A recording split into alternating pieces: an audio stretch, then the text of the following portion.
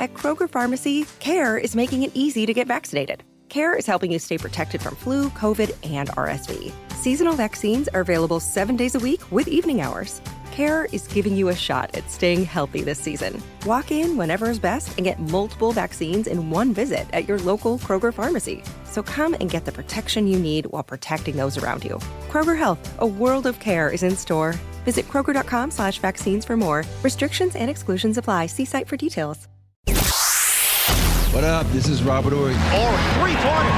Buries it. You might know me as Big Shot Bob. To Ory for three. Oh, unbelievable. This guy is off the charts. What's going on, Big Shot Bob? Robert Ory from downtown. All right. Let's do this one more time. It's the shoot around.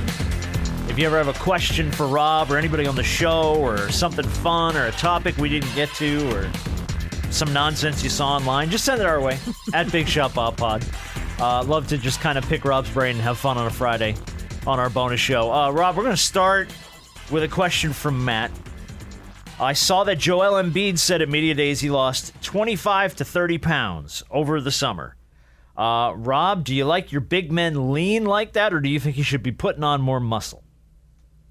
It depends on, did he lose muscle mass in order to lose the 25, 30? And people say, I lost 20. I didn't feel like Embiid was heavy, though. I did. I always felt like he was a little heavy. It's two players in this league that are heavy, that shouldn't be heavy. It's him and Luka. Those are the two guys that need to lose weight, because when you have weight on you like that, you get more injuries. And with him to have bad wheels, meaning knees, legs, whatever, he needed to lose the weight in order to be successful and healthy throughout that season. So I'm happy that he lost weight, because he's still probably, outside of Zion, he probably the biggest guy in the league, as far as weight-wise. So I'm happy for him. I think he'd be better. Yeah, it's healthier and it's probably healthier, like you said, for the knees and overall health for him to lose that weight. Because that weight distribution for somebody that's over 7 feet tall it looks a little different than somebody that's shorter. Yeah. So I think hopefully it helps him become more durable, because we always know when Joel is there, he's a monster. It's just the best ability is availability. He ain't always been available. That's true. He also wanted to know, a follow-up question from Matt was, how much does your doctor talk to you about controlling your weight as a big guy?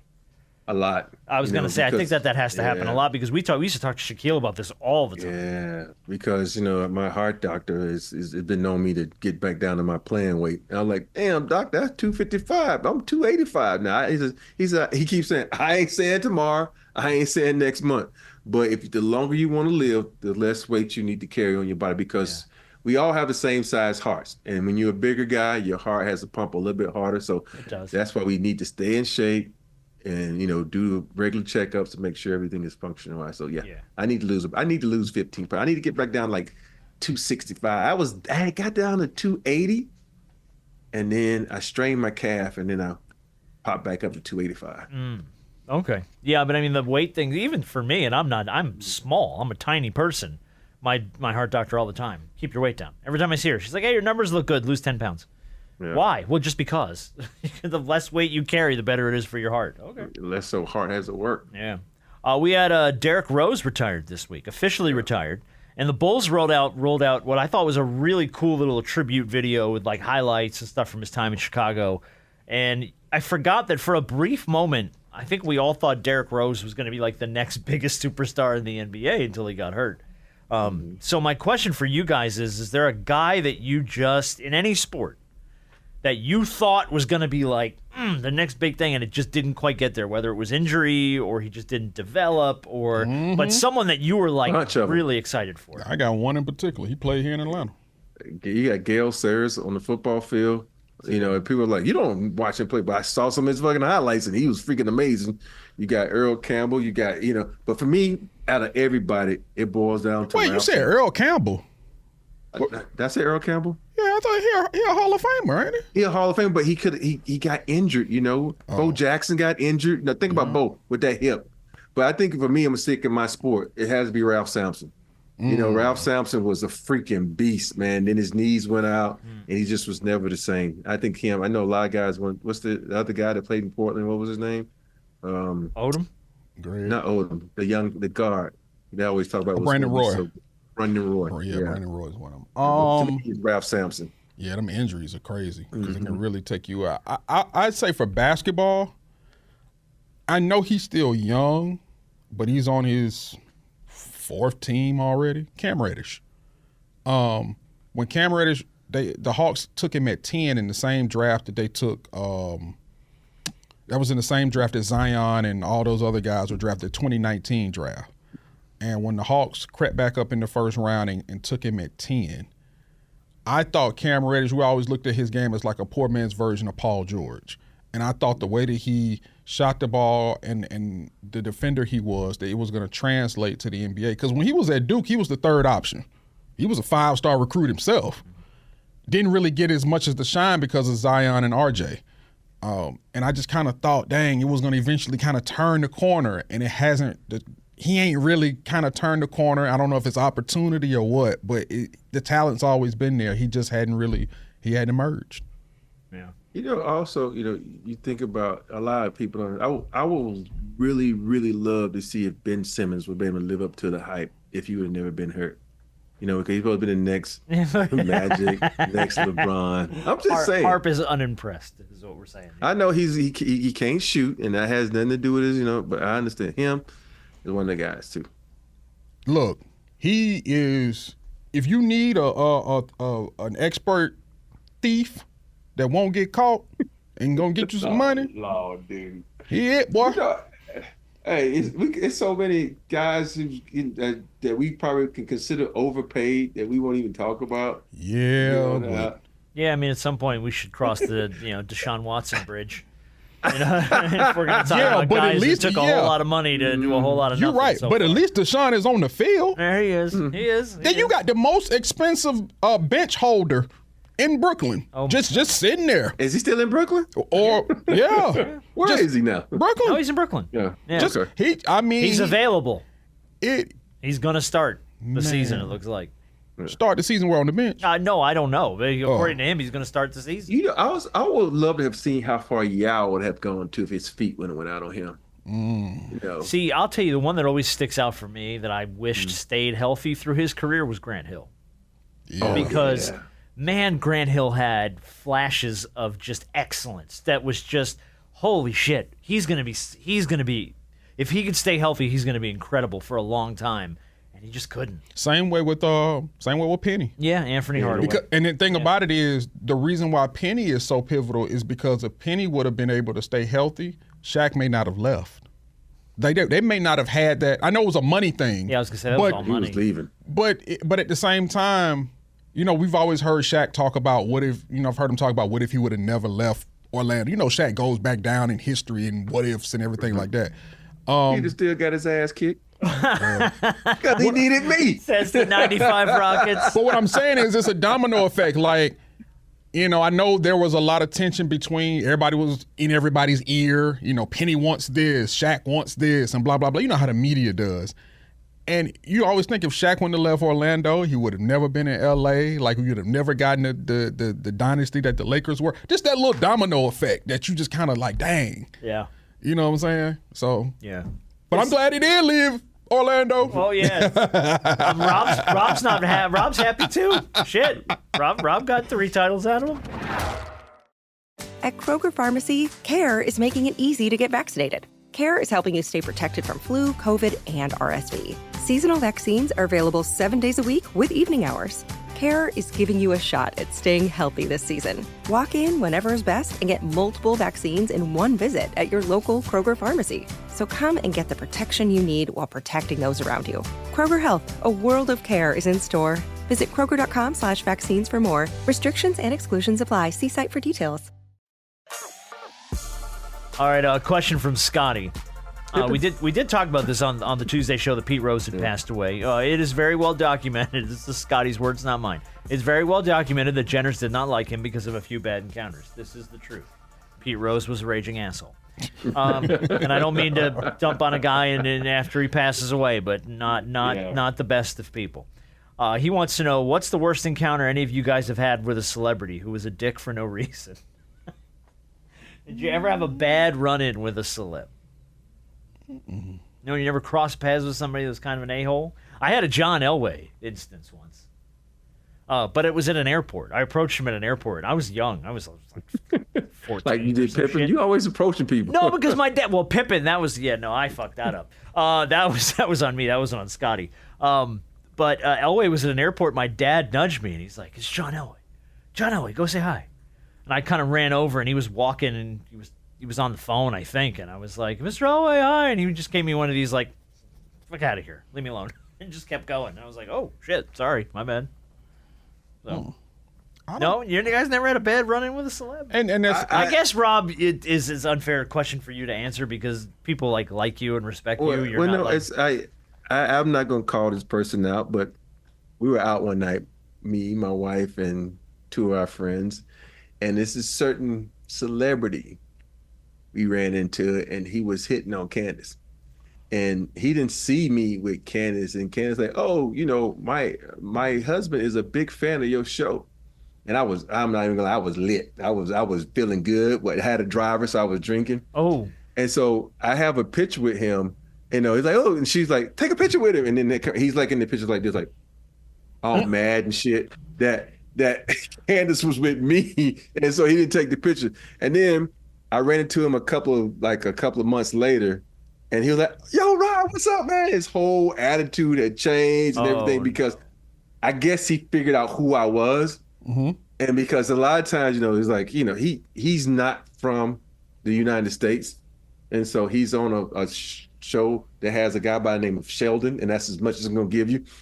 And so his whole attitude was different the next time I saw him. I'm putting things together. Interesting. Very interesting. So, Heart but no other bad than run-ins? No, I haven't. I mean, certain guys, like most of the guys I've spoken, usually after a game or something like that. So it's not really a bad run-in when they don't want to speak. They just lost. But as far as running into certain people, no, I can't recall. Okay, cool. Not yet, at least. Not yet. Give it time. All right, question from Phil. I didn't hear you guys talk about Woj retiring from ESPN. Rob, did you work with him during your time on The Jump? Nope. Okay. Woj, I met Woj at one of my good friends, Jason Glusha, he represents Drew Holiday and a couple of those Boston guys. And I met him. I had never met him, so when I met him, he was the nicest fucking guy. He was talking, he was cool as shit. So, how you never have an image of anybody, and it was a clean-cut image of him. And then when I met him, I was like, okay, he's a nice guy. I thought maybe he could come across as a little arrogant or an asshole, but he was really nice. He was asking me about my family and shit. I'm like, dude, how you even know about my family? But he was.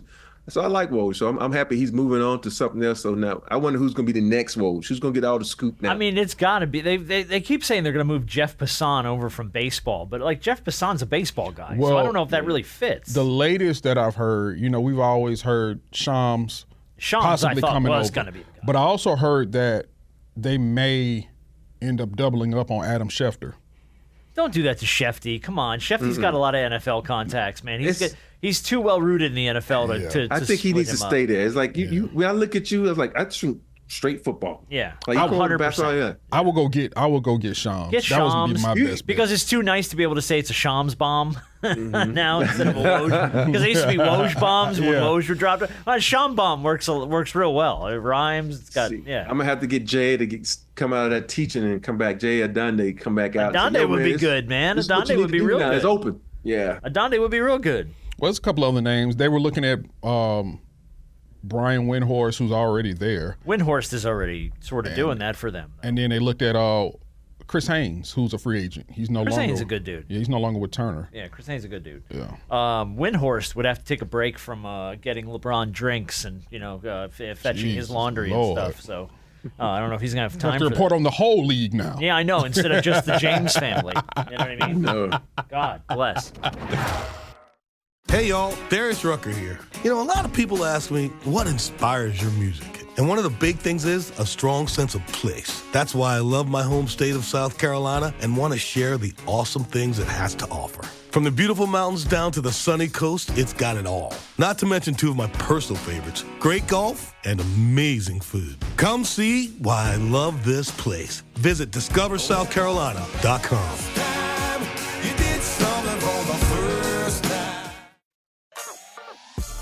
All right, well, congratulations are in order to the Chicago White Sox. Benintendi off again, and that could do it. Fly ball to right center field, and the catch is made, and it's official. That is loss number 121, and the 2024 White Sox now have more losses than any team in modern baseball history. The worst team in the history of Major League Baseball, the 2024 Chicago White Sox. Congratulations. Congratulations. The question here is, what team in any sport has got to be a hard team to root for? Because I can't imagine if you're a White Sox fan, that's an easy torch to carry, and it hasn't been for a really long time. I mean, I know they had a little pop there when Ozzie Guillen was there, and it was like the early 2000s, I think but being a White Sox fan has never had to be fun. I would imagine being a Cleveland Browns fan has never been fun. You know what I mean? Like, it's something that's probably you're born into because it's the city or it's in your family. Can't imagine that's a fun team to root for. Go ahead. I would say, well, at least until, I guess, recently, I guess you kind of can root for them now, the Jets. Yeah, the Jets, you're right. I've got family up in New York that were Jets fans that were miserable people because of the Jets. Because of the Jets. It's just the Jets found ways to lose, and Dan Marino with the fake spike. Like, they would just find ways to just take a tank. Yeah. Yeah, I imagine being a Jets fan sucks. Yeah. Rob? Shit. Is there an NBA team that just can't be fun to root for? Like, no offense, I don't mean to dump on them. They've been good recently, but I can't imagine being a Kings fan. It's been a lot of fun. Yeah, the Kings have been up and down. You know, even when they've had good years, it's like the Clippers. Yeah, you're right. That's actually a really good one. Clippers fans can't. Even when you're like, holy shit, even Clipper Darrell's leaving them. Because you look, you go, we got Paul George, we got Kawhi, we got Harden, we got Westbrook on the same team. Are you kidding me? And yeah, still nothing. So, nothing. I said Clippers. Clippers is a good one. Clippers is a real good one. All right. You know who should be on that list too now? What's that? Them damn Charlotte Hornets. Oh my goodness. You know, though, I'll tell you what. When you didn't have a team in the '90s, you had a Charlotte Hornets jacket. You had a Charlotte Hornets starter jacket. Yep. That was the jam. That was the look. That was the look. It is October, by the way. My family's favorite holiday is Halloween. I know that seems weird. No, but that's Candace's favorite holiday too. Is it really? My wife loves Halloween, man. She goes all out for Halloween, probably more so than Christmas. I won't let her decorate for Halloween though. What are you talking about? What are you doing? Why not? We empty nesters. We live on a cul-de-sac / dead end. Don't know fucking kids coming with trick or treat. She does it for her. We didn't do it for We're the youngest family on the block, so nobody trick or treats. Why the hell we putting up damn Halloween stuff? Let her have fun. No kids come to your neighborhood. They don't. No kids come. No, dude. I live in the mountains. Anybody coming up here to trick or treat? Oh, they might get ate by a bear. So they ain't coming up here. Rob lights fires up there just to ward people away. Oh no, it's all warded off. I love, but I think October might be the best month because you got playoff baseball, like college football's heating up, the NBA is back. Halloween is a great holiday. October's the GOAT month. Are you guys Halloween guys? I guess, Rob, we know you're not. Harp, are you a Halloween guy? I think when I was younger, I think I want to try to get back into doing some Halloween stuff. I can't remember the last time I put on a costume, but I want to try. Well, you don't have kids. When you have kids, I get roped into all kinds of family costumes every year. Like every year, my daughter's like, "This is what we're doing," and I'm like, "Oh shit, guess what I'm doing?" Yeah. But I mean, adults still dress up and go to parties. So I mean, I love doing that too. I love to dress up and go to parties, but I just don't like dressing up my house. Yeah. Here's the thing. Rob doesn't want to have to be the one that has to put the shit up and then take it down. That's all it is. Bam. I have to do too much when Christmas rolls around. Man, taking out those lights, man, that's the worst thing ever. I'm like, damn. Well, somebody got to reach that part of the tree. Yeah, man. You are the tallest person in your house. Guess what? Hey, you earned the right. You saw we opened up the door. That fucking tree was up till like what? Yeah. February your one Christmas time. tree was Like, up in like shit. first week of March, man. Spring training's underway. Rob's like, I'm taking like, down the shit, Christmas I ain't stuff. taking that damn tree down. You better hire somebody else who put it up. That tree is over in the corner looking at you going, I'm always here.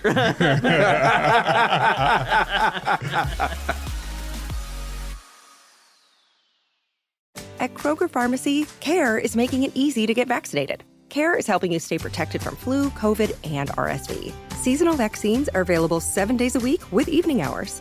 CARE is giving you a shot at staying healthy this season. Walk in whenever is best and get multiple vaccines in one visit at your local Kroger Pharmacy. So come and get the protection you need while protecting those around you. Kroger Health, a world of care is in store. Visit Kroger.com/vaccines for more. Restrictions and exclusions apply. See site for details.